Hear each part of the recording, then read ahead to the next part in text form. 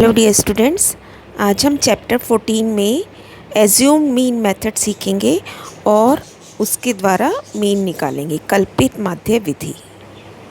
Assumed mean यानी कि assume आपको पता ही है, किसी चीज़ को कल्पना करना, सोचना, एज्यूम कर लेना कि हमने मान लिया कि ये माध्य है। तो हम इस फॉर्मूले में एक नंबर ऐसा फिक्स कर लेते हैं कि ये माध्य इसके आसपास होगा, ठीक है। एंड इसको क्या बोलते हैं? ए। स्मॉल ए से हम इसे रिप्रेजेंट करते हैं। Formula becomes a plus sigma F D. F आपको पता ही है बारंबारता, डी हम एक नया बनाएंगे कॉलम और divided by sigma F I, जैसे पहले करते थे। सिग्मा एफ बारंबारताओं का योग से भाग करते थे। अब ए यहाँ फॉर्मूले में बिल्कुल सेपरेट है, ये दोनों टर्म, इधर का टर्म अलग है। What is a? Assumed mean, कल्पित माध्य। सिग्मा आप पहले समझ ही चुके हैं, इसको सिग्मा बोलते हैं और इसका मीनिंग होता है टोटल। डी हम कैसे निकालेंगे? जो नई टर्म हम इंट्रोड्यूस कर रहे हैं, दैट इज एक्स माइनस ए। अब एक्स आप जानते हैं, वर्ग चिन्ह से हम बनाते हैं, क्लास मार्क्स का कॉलम बनाते हैं। अब क्लास मार्क बनाने के बाद हम उसमें से ए को घटा कर देंगे तो मुझे डी मिल जाएगा।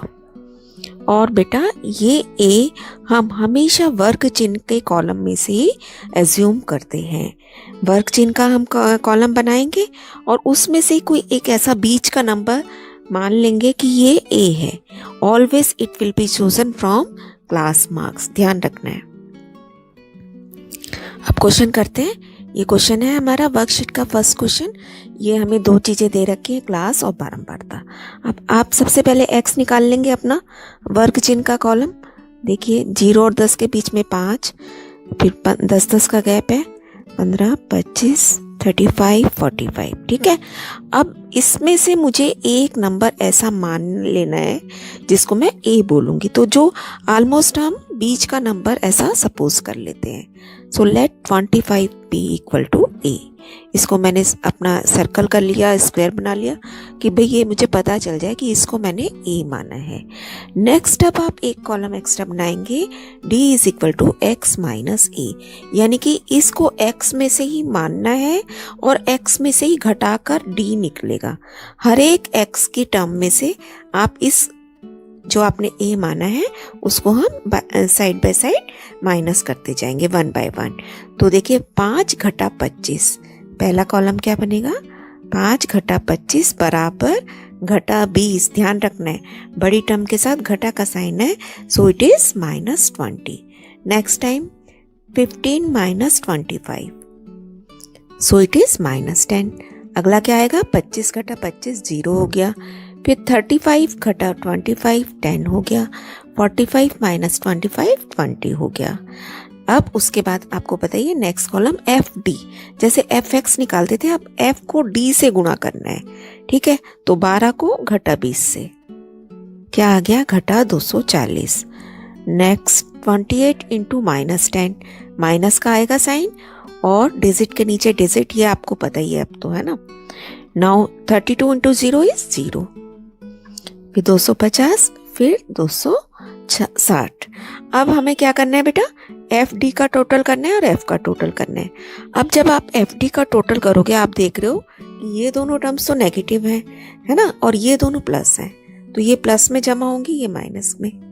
तो हमारे पास आ गया, ये देखिए ये प्लस की है और ये माइनस की है, तो उन्हें अलग जोड़ना है, इन्हें अलग जोड़ना है, फिर आपस में सॉल्व कर लेंगे। ये बने घटा के 520 और ये बना जमा का 510। फिर से सॉल्व करेंगे तो घटा की रकम बड़ी है, इसलिए घटा 10 आंसर आ गया। अब हम अपना फॉर्मूला लिखेंगे यहाँ पे और सिग्मा एफ भी निकाल लेंगे। सिग्मा एफ हमारा क्या है? Sigma F is 110। अब फॉर्मूला देखो आपने रखा A plus sigma F D upon sigma F, ठीक है। तो इसका बना ए आपने रख दिया 25, जमा का साइन लगाया, एफ डी कितना आया आपका? घटा 10 और बटे में क्या रखेंगे? 110। ये रख दिया आपने। पहले मुझे सिर्फ सिंपली ये सॉल्व करना है, 0 से 0 कट जाएगी। ये देखिए इस तरीके से हमारे पास रह गया, जमा और घटा मिलके क्या बनेंगे बेटा? बीच में घटा। 25 घटा 1/11, ये सॉल्व करना है अब मुझे। 1/11 को सॉल्व कर लेंगे, एलसीएम लिया हमने, आंसर आ गया 24.9। This is your answer. तो बहुत ध्यान रखना है, x निकालेंगे आप सबसे पहला स्टेप, फिर x में से कोई बीच की टर्म को a मान लेंगे, फिर x में से ही 1 बाय 1 a को माइनस करते जाएंगे, that will give us d। Then f और d को मल्टीप्लाई करेंगे, ध्यान से उसका टोटल करेंगे, क्योंकि हमेशा आपकी आधी टर्म्स, कुछ टर्म्स नेगेटिव आएंगी और कुछ पॉजिटिव आएंगी ऐसे केस में, ठीक है। उसके बाद फॉर्मूला आप ध्यान से लिखेंगे, वैल्यूज रख के अपना आंसर निकाल लेंगे। नेक्स्ट क्वेश्चन, अगेन क्लास और बारंबारता मुझे पता है। x निकालेंगे, 5 और 15 का मध्य बिंदु 10, 20, 30, 40, 50 एंड 60। अब इसमें से a मानना है मुझे। देखिए आप 6 नंबर है ना, कुछ भी 30 भी मान सकते थे हम, 40 भी, तो हमने बीच का ऐसे कुछ मान लिया। इसको क्या बोला हमने, a। अब x में से a को, इसी में से a को घटाते जाना, यानी कि 10 घटा 40 कितना आ गया, घटा 30 घटा 10, फिर 40 घटा 40 0, 50 घटा 40 10, 60 घटा 40 20। Now f into d, 6 into -30 -180, 11 into -20 -220, फिर 21 गुणा घटा 10 घटा 210, फिर आ गया 0। नेक्स्ट 14 गुणा 10 140, 5 गुणा 60 3, 5 गुणा 20 100, ठीक है। तो बेटा आपने भी ध्यान से, जैसे अभी मैंने बोल दिया, ये बोल दिया 5 गुणा 60 है ना, आपने बहुत ध्यान से 5 गुणा 20 करना है, हमें d से गुणा करना है, अब की बार x को नहीं गुणा करना, ठीक है। तो ये आपने डिफरेंस समझना है इस फॉर्मूले में। नाउ इसका भी कॉलम का टोटल और इसका भी, ये आ गया घटा के 610 जमा 240। और मैं बार बार आपको कहती हूँ बेटा कि don't try to be over smart, हमेशा एक एक चीज को, क्योंकि कैलकुलेशन ही मेन है बेटा, वहां गलती हुई तो सब गलत। बेटा हमने बहुत ध्यान से इनको तीनों को प्लस कर लिया और फिर इन दोनों को प्लस कर लिया, फिर जाके इनको सॉल्व करो। घटा जमा घटा होंगी ना टर्म सब की बार, इसको ध्यान से घटा कर लेना है। आंसर आ गया घटा 370। फिर f का भी टोटल कर लिया, 80 आ गया। अब फॉर्मूला लिखेंगे, फॉर्मूला लिख दिया आपने, a प्लस, बिल्कुल ध्यान से ये ध्यान रखना है, a बिल्कुल अलग है, आपको इसके नीचे पूरे के नीचे लाइन नहीं ड्रॉ करनी है। सो a is 40, sigma F D क्या है आपका, घटा 370, तो हमने सीधा ही जमा घटा घटा ही मिलेगा ना, इसलिए घटा लगा दिया, डिवाइडेड बाय 80। अब देखिए ये बना, 0 से 0 कट के 37 को 8 से भाग करोगे 4.625 आपके पास आ जाएगा। इसे अब हम 40 में से माइनस कर देंगे, आंसर इज 35.375। नेक्स्ट देखिए 14.2 एक्सरसाइज का फर्स्ट क्वेश्चन है, जो कि हम डायरेक्ट मेथड से भी कर चुके हैं। तो अगेन नाउ अब हम इस मेथड से करेंगे। x निकाला पहले, 1 3 5 7 9 11 13, फिर x में से हमने a को मानना है, कोई भी नंबर 7 मान लिया, इसको लिख देंगे a। x में से a को माइनस करते जाना है, -6 -4 -2 0 2 4 एंड 6।